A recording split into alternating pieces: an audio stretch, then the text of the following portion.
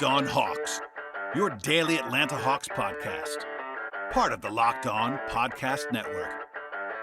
Your team every day.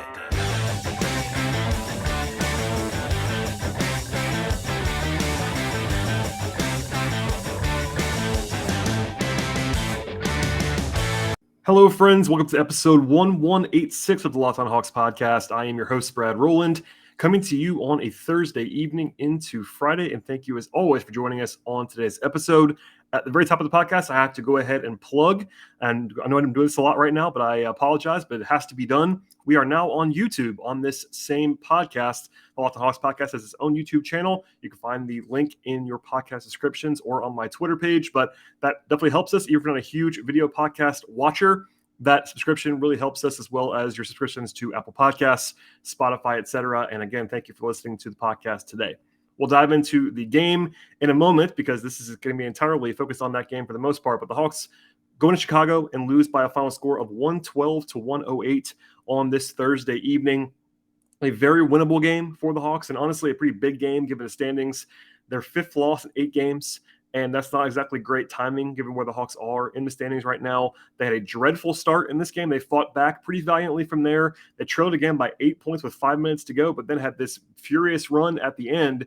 Took a 3-point lead with about 90 seconds to go and then never scored again. It was pretty ugly down the stretch. We'll get into all of that later on in the podcast. But a frustrating loss for the Hawks, to be sure. One that in a vacuum does not kill you. You know, you're supposed to lose this game, quote unquote. They were underdogs in this spot, but a game that pretty much had to be won for the Hawks given where they are on the standings. And we'll come back to that later on in the podcast. So getting into the context for this one, obviously full rest in the first game after the All-Star break. Some interesting preparations. The Hawks had 2 practices before they went to Chicago. Keep that in mind as well. The Bulls, though, have been red hot. They actually have won 6 games in a row now with this win over the Hawks. They're number 1 in the East at this point in time.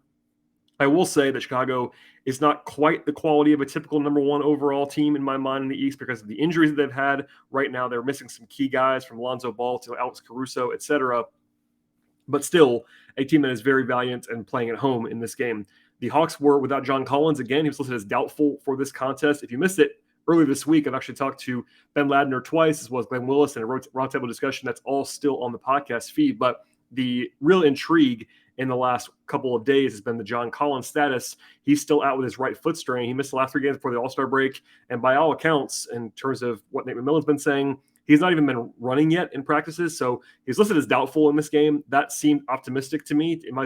Honestly, probably should have just ruled him out, honestly, coming into this game. But I'm not sure he really ever had a chance. He was on the bench. He was in Chicago, so that's pretty encouraging in itself, but didn't seem to be particularly close to playing in this game. Gorgui Dieng also missed this contest for the Hawks for personal reasons. He's not been around the team since the break. I'm not really sure beyond that in terms of updates. Lou Williams was on the injury report with left hamstring tension as questionable midday on Thursday, but ended up playing in his normal role in this spot. And our friends at BetOnline actually had the Hawks as about 3-point underdogs in this game. It was actually about 4 or 4.5 in the morning, got all the way down to 3 by tip-off, and basically landed almost right there because, of course, the Bulls won this game by 4 points. So I guess the projection was right on brand there for our friends there at BetOnline. So we'll get into this game now in terms of the nuts and bolts of what transpired. And really the early going was a black eye for the Hawks, a 10-0 run by the Bulls right out of the gate. The Hawks didn't score on their first 5 trips, including 0 for 4 shooting and 2 turnovers that were pretty ugly. The Bulls had 10 points in the paint right away. Defensively, it was pretty hideous, as well as the offense is what usually gets the attention there when you don't score. But defensively, it was pretty bad at the outset as well. They called timeout, and they were better after that. But that 10-0 hold did kind of leave them scrambling for a lot of this contest. Demar Derozan was the hero of the night for Chicago, and that began very quickly. He had 12 points in the first 5 minutes or so. And the Hawks offensively were 4 of 18 from the floor with 4 turnovers in the first 9 minutes. And honestly, I circled that because the Hawks were only down 9 after 9 minutes. And they were pretty fortunate to be down by 9, in my mind. The Bulls missed some good looks. The Hawks were kicking around the yard for the most part. And they were kind of, I would say, bailed out in that instance. It could have been pretty ugly at the outset of this game. Rotationally, it's been very similar for the Hawks for a long time now, basically since Bogdanovic came back from injury on January 26th, which is basically a month at this stage. The Hawks have only used their 10 guys in the rotation unless they had another weird circumstances. So even along that time, they've had one guy out at a time, and they've managed to kind of play with 9. And in the first half of this game, it was the same. They used DeAndre Hunter as the backup 4, and they were not going to go any deeper into the rotation. Now, later on in this contest, Hunter had to leave the game at halftime with some illness issues. No further update there, but they had to go to Kevin Knox in the second half. But it was clear in the first half they were going to go with 9 guys again. They had, even with Hunter having some early foul trouble, they went back to Gallo. They went to Delon Wright alongside Trae Young. Even played some Lou and Trae lineups in this game. So just some housekeeping there, but no real changes to the rotation coming out of the All-Star break. There was an 11-2 run, though, by the Hawks, their first push of the night to get back within 1 late in the first quarter. But overall, in that first period, it was pretty ugly. 6 of 23 from the floor. From the floor. 0 of 4 from 3. 5 turnovers in the first quarter and only 2 assists. That's a bad ratio. Hawks did get to the line for 7 of 7, but that was kind of the only thing that was keeping them alive offensively. And the Bulls going 1 of 9 from 3 definitely helped the Hawks in that first period as well. But DeRozan had 16 points. Defensively, I think the Hawks were better late in the quarter and really for most of the game after that, but the damage was kind of done in some respects. DeRozan had 20 of the first 30 for Chicago in this game. Hunter, let's just say, struggled in the first half before he was forced to leave the game. We'll come back to that later on. But the Bulls were pushing their lead up a little bit. Nick called timeout early in the second quarter. They were playing a lineup actually for about half a minute. It wasn't very long, but with Lou Williams, Delon Wright, Kevin Herter, and Bogdanovic on the court together. So 4 guards basically with Okongwu. And they actually played Okongwu longer than usual, which I thought was probably the right decision. He played pretty well in that stint in the first half, but the Bulls pushed it back up to 11. The Hawks did answer from there a little bit, but they, Hunter got his 3rd foul and basically a nightmare half all the way around for him. He had 3 fouls in pretty short order, and DeRozan was really sort of teeing off on Hunter in one-on-one situations. They sort of chipped away a little bit late in the half and got into the halftime break down only by 2 points, which was actually a huge breakthrough. The best stretch of the day for Trae Young happened late in the first half. A couple lobs to Capella, drawing the attention, lobbing it up to Capella, who finished well around the rim by his standards in this game. And the Hawks used the offensive glass to their strength in this spot. Also had 11 assists in the second quarter alone, which is pretty wild because the Hawks only had 20 assists in the game. So 11 of them came in the second quarter. That was their best offensive quarter of the contest. But in the first half, there was not a lot going well for Atlanta, let's just say. Offensively, they scored less than a point per possession in the first half against a pretty below average Bulls defense. They did stop turning the ball over, which was a positive, but the shooting was pretty bad the entire game, honestly. And Trae was shaky the entire game. Bogdanovic was good. And then defensively, again, the numbers looked fine in the first half because of the way they played the second quarter. They actually held the Bulls to exactly 1 point per possession in the first half, which you have to take if you're the Hawks. 8 turnovers they forced before halftime. I thought defensively they were much better after the opening minutes of this contest. And honestly, they had some success with Hunter off the court, which you would not necessarily expect defensively, but they kind of funneled their help better, I thought, defensively with him off the floor. Less like, one-on-one. Like Hunter's the only guy that they trust to guard a guy like DeRozan in space one-on-one. I think they kind of played more together when Hunter was off the floor. And at least defensively in that first half. And Capella had double-double by halftime. So after all that, the Hawks get into the halftime break down only by 2, and that felt very, very fortunate in my mind, just because they did not play well at all in the first half in my mind, and they should have been down probably 10, maybe more than that at halftime, but they managed to sort of weather the storm, and that gave some optimism, I would say, going into halftime. We'll get into all of that stuff in a second, but obviously the rest of the game did not go according to plan necessarily, but it was still pretty close and competitive and back and forth the rest of the way. But before we get to all of that, a word from our sponsors on the podcast today. Do you know why free trials renew without your consent? It's a business scam. It's out to get you. Do not let corporations pocket your money out of their own greed. Instead, download TrueBill to take control of your subscriptions. TrueBill is a new app that helps you identify and stop paying for subscriptions that you don't want, don't need, or even forgot about entirely. On average, people save up to $720 per year using TrueBill. TrueBill makes things incredibly simple when it comes to canceling subscriptions, and that is important because companies can make it very hard to cancel on purpose. Just link your account to TrueBill will cancel those unwanted subscriptions in just one tap. As someone who manages a ton of subscriptions, quite honestly, in the sporting space and coming up with all the news that's coming in my way, I can tell you that TrueBill is awesome, and I highly recommend it. It has more than 2 million users, and TrueBill has helped people save more than $100 million in total. Do not fall for subscription scams. Start canceling today at truebill.com/lockedonnba. Go right now to truebill.com/lockedonnba, and it could save you thousands each and every year. truebill.com/lockedonnba.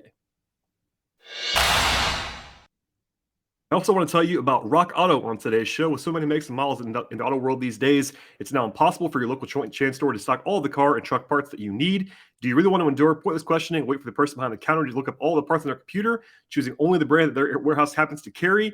I would say not. And instead, you have access to rockauto.com at home or in your pocket, and that's a much better option. Why spend up to 50% more on the same parts from a chain store or dealership when you can order them at rockauto.com? And it's very, very easy. Rockauto.com is a family business serving customers for more than 20 years, and Rock Auto's prices are reliably low for each and every customer. They have absolutely everything you need for your car or your truck, including brake parts, tail lamps, motor oil, and even carpet. Check out the website right now at rockauto.com today. See all the parts available for your car or your truck. And from there, you want to write Locked On in the box that asks you how you heard about rockauto.com so they know that we sent you to them. Amazing selection, reliably low prices, all the parts your car will ever need, rockauto.com. So we'll dive in now to the second half of this contest. And, it was clearly not perfect, but, overall they played better, I thought, after halftime than they did before halftime, but so did the Bulls in some respects. They started Bogdanovic after the halftime break. We didn't know why. Obviously, Bogdanovic has been playing very well, but it started him in Hunter's place, and that seemed like something that Nate McMillan was not going to just do willingly. Hunter had 3 fouls in the first half, but it wasn't like he had 4 or 5 at halftime, so not the usual thing there. But then it was clear that he wasn't on the bench coming out of the halftime break, and then within a few minutes, the Hawks announced that it was an illness and that he wouldn't return to the game. That's all we know right now, and no specifics on that whatsoever. McMillan's not going to be huge in distributing information after the game, but we'll see how that affects him into Saturday. But the Hawks played shorthanded in the second half, and they ended up playing Knox, as I mentioned before. The Bulls found their stroke from three-point range early in the second half. They hit a trio of threes in the first couple of minutes, sort of outdoing their output for the entire first half from three-point range. The Hawks had a couple chances to tie the game, actually, and they finally took the lead. The first time in the entire game, with about 6.5 minutes to go in the third quarter, with Kevin Herter knocking down a three-pointer. Of course, it didn't last too long. It was kind of back and forth for the rest of that point forward. I will say they had to play Knox in my mind. I always said had to play somebody in my mind because, a lot of teams can play 8 guys in a half, and the Hawks could do that too, honestly. But the one spot they couldn't afford was someone who played the 4, because with Collins out, Hunter is the backup 4. And yes, they could have played small against the Bulls, but I thought that, realistically, Gallinari couldn't play the entire half, and they probably didn't want to go super small with Bogdanovic playing the 4 a lot in the second half. So they used Knox. I know Hawks fans want Jalen Johnson. I totally get that. It's been talked about forever, but I thought Knox was pretty okay in his stretch. Now, offensively, he doesn't give you much of anything, to be honest with you, but he actually had a nice drive and finish at the rim, which was good to see from him. And then defensively, I thought he did his job. It wasn't fantastic, but I thought he was generally fine, which was all they needed to have in that spot. He didn't play a ton, but he gave Gallo enough of a break to have him play the rest of the way. They actually used a Trae Lue lineup for a while that I don't love, but I think they probably wanted to play Bogdanovic and Herter together a little bit more. It was back and forth really the entire way in the third quarter, and then kind of fittingly on that back and forth ethos, Bogdanovic hit a 3. That was a nice shot, actually, a step back 3 for the tie at the end of the quarter. So the Hawks ended up winning the third quarter. Both teams shot 5 of 10 from 3, so 10 of 20 overall in the quarter. And there's only 1 turnover total on both sides in the third quarter. So it was a much more clean quarter of basketball, much more aesthetically pleasing, let's just say, in the third. In the fourth, same sort of thing. Lots of back and forth. I mentioned the Knox driving bucket earlier. Delon Wright had a nice turnover that he created at half court. Bogdanovic was really cooking. He had 24 points with 10 minutes to go in this game. But the Bulls had a nice little mini flurry of their own. Lots of lead changes going back and forth. The worst stretch for the Hawks until the very end, anyway, was between 2 timeouts mid-quarter. So the Hawks were down 2 with about 7.5 minutes to go in the game. They called timeout, went back to the starters plus Bogdanovic, so basically started from the second half. And then they had a disastrous 90-second stretch where they missed 3 shots in a row. One of them was a really bad pull-up by Trae Young, who was really cold in this game. And the Bulls scored 3 straight times. So the Hawks deficit, I should say, went from 2 up to 8 with 5.5 minutes to go. And they called timeout again. It was a 14-4 overall run by the Bulls at that point in time. They traded some buckets, but the Hawks did trail by 8 with 5-ish minutes to go in this game. So if you only stop it there, the Hawks are underdogs, obviously. Now, what happened the next 4 minutes was very positive for the Hawks, and they kind of gave it back at the end. Bogdanovic had a huge 3 coming out of that break to sort of stop the bleeding a little bit. And then Gallinari scored 6 straight points for the Hawks to give them the lead with 2:40 to go. So Gallo and Bogey were really carrying things for the Hawks offensively at times. They fouled DeRozan. He sort of splits those. Trae then missed but Capella bailed him out with a rebound and dunk for the lead again. So at that point, they got a nice gift from Zach LaVine, who actually missed the layup that he usually makes. And then Vucevic fouled Gallinari on the rebound. Gallo only split the free throws, but the Hawks were still up by 3 with like 1:35 left. Then after a loose ball, Trae probably could have grabbed it, honestly, but it ended up going out of bounds. They called it a jump ball in real time, which is kind of a weird sequence overall, let's just say. But McMillan smartly ended up challenging the call, winning the challenge. The Hawks got the ball then. So they have the ball up by 3 with 1:35 to go. That's a commanding position. Now, it's not like 100% win probability or even 90%, but I think if you just do the math there, especially with the Hawks offense, up 3 with the ball, 90 seconds to go, you are a big favorite to win at that point. Obviously, that did not hold. So they had a pretty bad possession, ended up kind of being really stagnant. Trae had a pretty ugly step back that he kind of missed, a shot that he could make, but one that he was not making in this game, let's just say. But then the Hawks got off the rebound. And then, so at least, at the very least, they wasted a bunch of time. So they kind of had 2 possessions in one.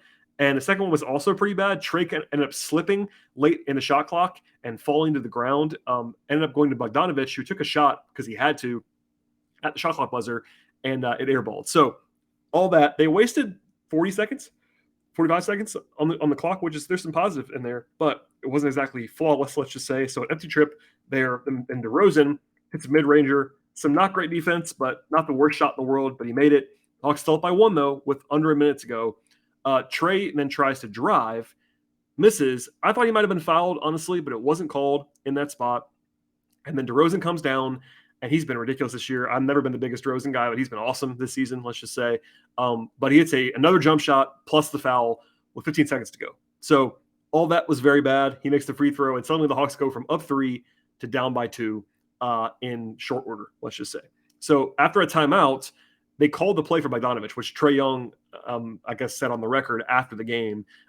They got him switched onto Vucevic, which is probably pretty good in terms of situations, but he kind of took a while to go. I'm not sure if that was the plan to kind of go slowly like that, but it was not the most organized possession in the world. Still a shot that Bogey makes sometimes is a pretty decent shot, but Vucevic is a long guy. He's not great defensively, but given that he only had a contested jump shot, not his worst defensive possession by any means, he misses it. They had to foul. The Bulls made both free throws, and it was basically over at that point in time. So, long story short, the offensive process at the end of this game was very, very bad from the Hawks, especially when you kind of watch the tape back, and I have about the crunch time. You know, it was Bogdanovic and especially Gallinari in the fourth that really had it going, and then it gets into kind of a Trae Young hero ball mode. And I think if you're listening to the podcast for the first time, you may not know this, but I'll just say it as a refresher. I think Trae's been incredible this season. I talked with Ben Ladner this week about Trae's All-NBA case. I think he's an All-NBA player this season. This is not me picking on Trae, but number one, he was quite bad in the entire game, and he was really, really bad late in this contest. And I get it. He's their best player. He's their number one shot creator. I understand all of that stuff, but he clearly didn't have it in this game. And then he took 3, at least in the last 3 minutes or so, bad shots, plus one he almost got fouled on for sure, but missed. And he was 0 of 5 from the floor in the fourth quarter. Was it only him that lost the game? No, definitely not. But at the same time, if he plays well, they probably win the game. And he, you know, to his credit and being a leader and being the face of the franchise, he said after the game multiple times that he let his teammates down in his mind, which I'm not going to say otherwise. But I think he was not good.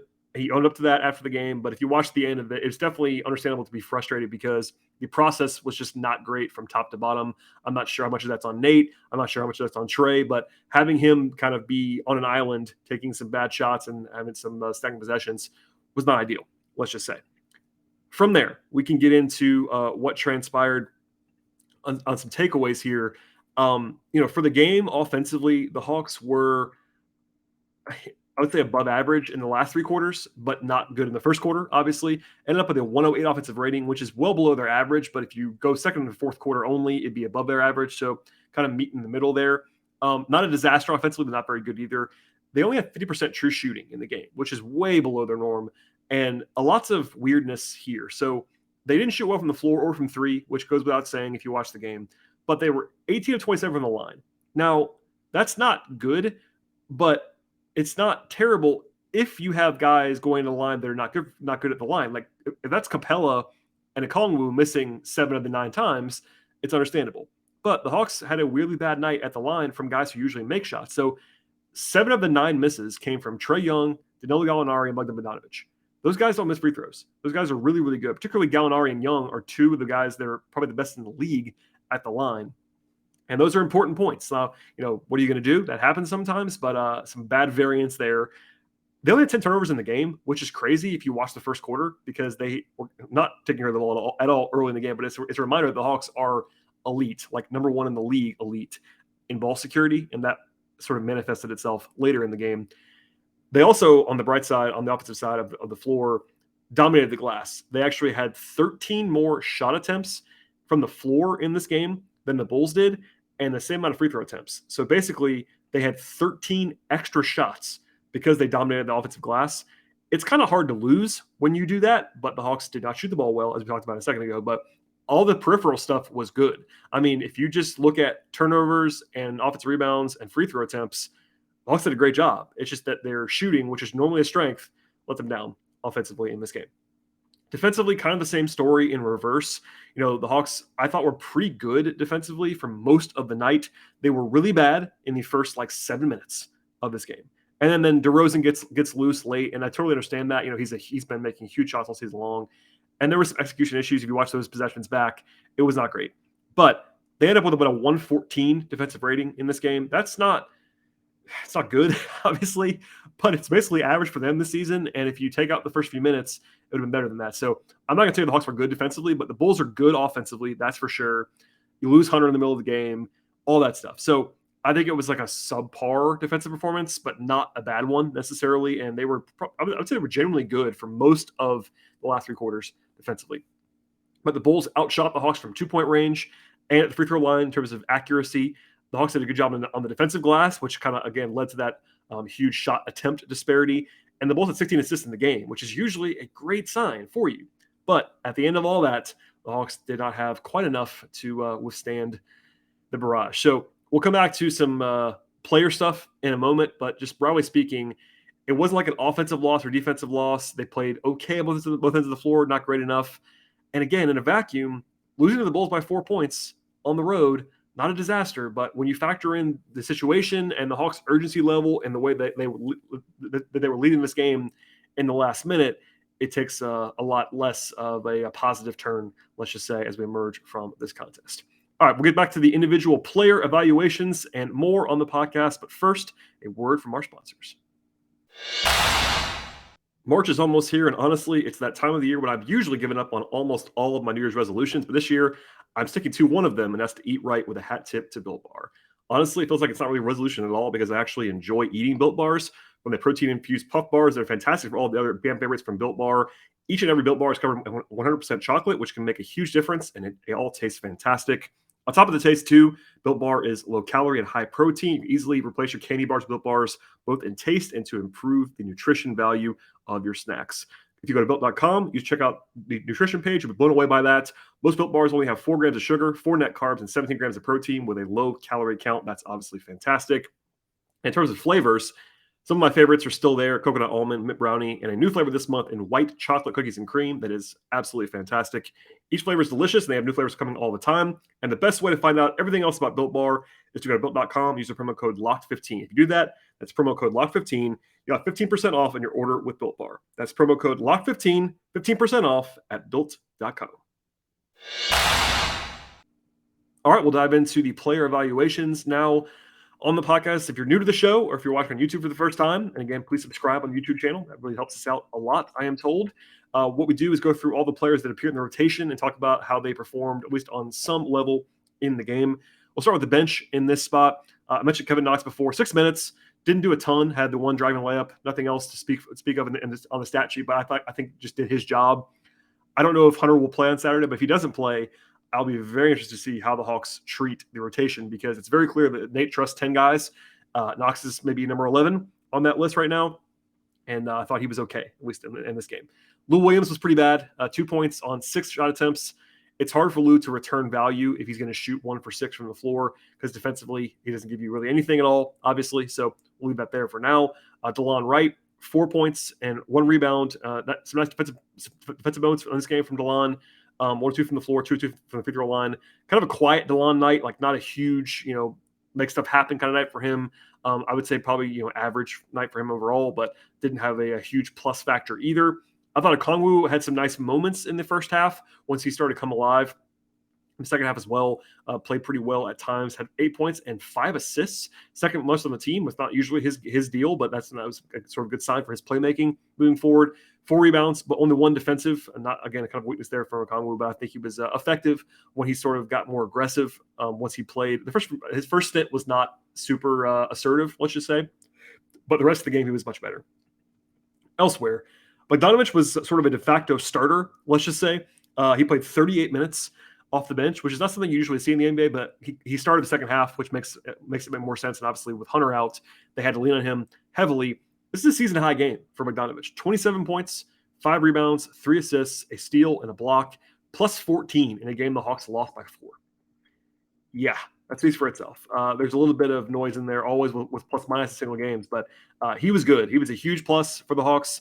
It's been something I've been talking about for a while, including last week with Ben and Glenn Willis on last Friday's show as well. But just as sort of a reminder, he's been much, much better since he came back from the injury about a month ago.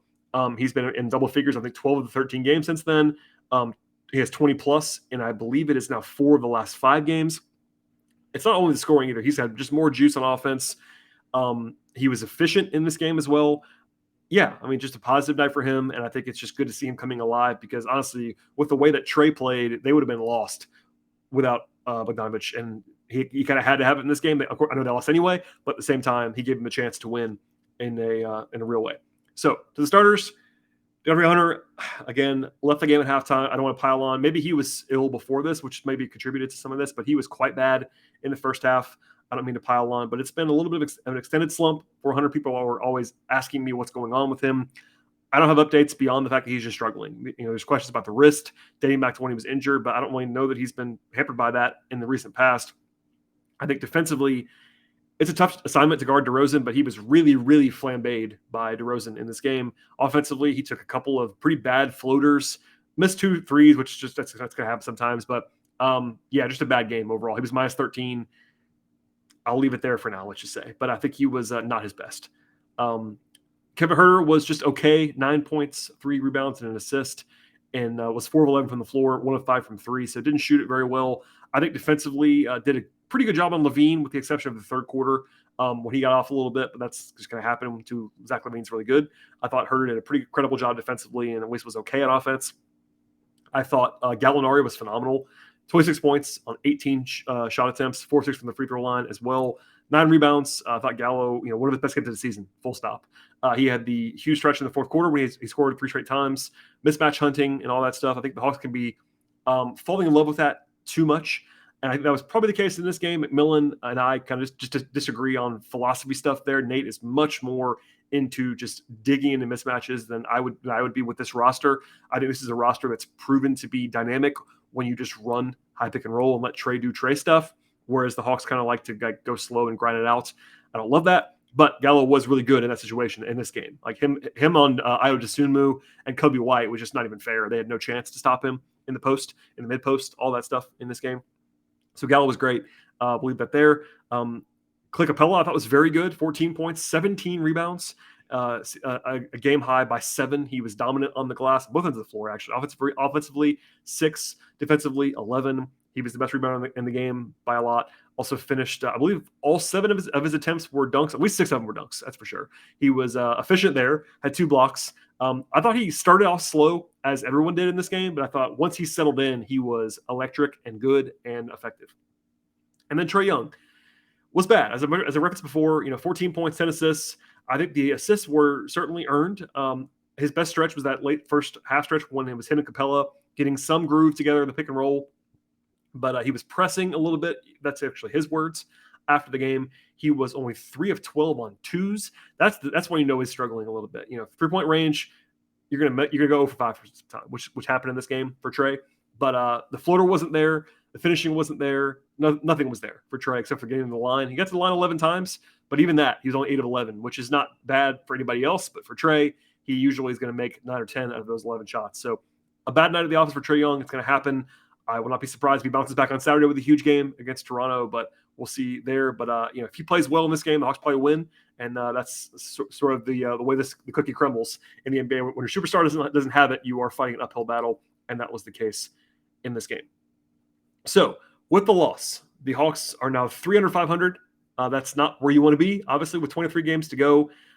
Before the game tonight, our friends at BetOnline had the Hawks at plus 150 to make the playoffs, minus 180 to miss the playoffs. That's actually the top 8. But basically, the betting market, the projection systems, even before this loss, had an uphill battle for the Hawks to make the playoffs in terms of the top 8 this season. And clearly, when you lose, even a game that you're quote-unquote supposed to lose as an underdog on the road, that's not going to help your projections. So we'll leave that there. BetOnline also had the Hawks with 41.5 wins as their projection, the 9th highest in the East. This game doesn't change that a ton, but it's still a game that they could have won. And also, with the loss, they now fall behind the Hornets in the standings, at least for right now. Charlotte returns to action on Friday. But the Hawks are now 10.5 games behind the Bulls in the standings. They're in the sole possession of 10th. They are 6 games behind the Celtics with 23 to play for the 6th spot. So that's still going to be their goal. I'm sure they're going to say that over and over again. But realistically, the Hawks are just hoping to be in the top 8, I think, at this point. The Nets lost again because the Nets never win anymore until Kevin Durant comes back. That's a small bright spot, is that the Hawks are only 2.5 games behind the Nets for the 8th seed, but a bad loss in terms of the context of it all. My final thought on the game itself was, this is a game that you could argue both sides of. You could say, look, the Hawks fell behind early. They trailed much more often than they led in this game. They were down 8 with 5 minutes to go, all that stuff. But you could also say they led by 3 with the ball, 9 seconds to go, and then they just kind of gave it back. So it's not a quote-unquote traditional bad loss in my mind. That's reserved for the game against the Spurs when you're playing at home and you're supposed to win. And the Hawks were underdogs in this game. But this is exactly the kind of game the Hawks need/have to win in the second half of the season to get where they want to go, and they didn't win it. So it's one data point. This is not a game that I'm going to rant and rave about, but it's one that they needed to get, and I'm sure they felt that frustration after the game. From here, the Hawks go back to Atlanta, and they play the Raptors on Saturday. Toronto is 2-0 against the Hawks this season, which is not ideal if you are the Hawks. And the Hawks are, of course, looking up to the Raptors in the standings. Toronto is 7 games over 500, so they're 5 games ahead of the Hawks at this point. At home, the Hawks might be favored in that game, but it'll be close. We'll see on Collins, we'll see on Hunter, etc. But that's a tough game, no matter where it is or what's going on. Toronto's going to play hard and play well. And then after that, it's pretty tough again for the Hawks. They go to Boston, and then they play home for Chicago. So these first 4 games are a gauntlet. You're playing 4 playoff caliber teams, 2 on the road, 2 at home. And if you go 2-2 in that stretch, it's not the worst thing in the world. 3-1 would have been great, but now you're 0-1. So getting 3 in a row is a tough ask, that's for sure. So that's enough on today's game. But clearly the Hawks had one that they could have stolen, and they didn't steal it, and that leaves a sour taste in everybody's mouth, I'm sure. And that'll be our last thought on the game today. Programming note for our next podcast: it probably will not be directly after the game. I usually record right after the game, no matter what happens, but it's a Saturday night game. I'm actually traveling out of state this weekend. That's part of the reason I made sure to have a full week of content on the feed despite the All-Star break. I kind of was planning on taking an All-Star break off, or at least kind of off, maybe a couple days off, but I basically did all my normal shows during that time. I did a show on Friday. I did a show on Monday. I did 3 shows this week. This is the 4th show of the week. So in place of that, I'm going to be a little bit delayed in having a podcast after the game on Saturday because of travel and video and logistics and all that fun stuff. So don't panic if I'm not there on Saturday night. I'll be watching when I can, how I can, and then we'll have a new podcast Sunday or Monday, something like that. So the best way to find the podcast, no matter how you listen, no matter how you watch, is to subscribe to the show via Apple Podcasts or Spotify. And one more time on this podcast, I have been asked and encouraged to blow it out and encourage people to subscribe to the YouTube channel. Please find that, even if you are not a huge video podcast consumer, as I know I am not. I relate to you, I promise. But in order to support this podcast, it really does help me a lot. If you don't plan to watch there, subscribing to the podcast really does wonders for me. So please go ahead and do that. Leave 5-star ratings wherever you can do that. Leave reviews wherever you can do that. Follow us on Twitter at LockedOnHawks. Follow me on Twitter at BT Rowland. And we'll see you next time.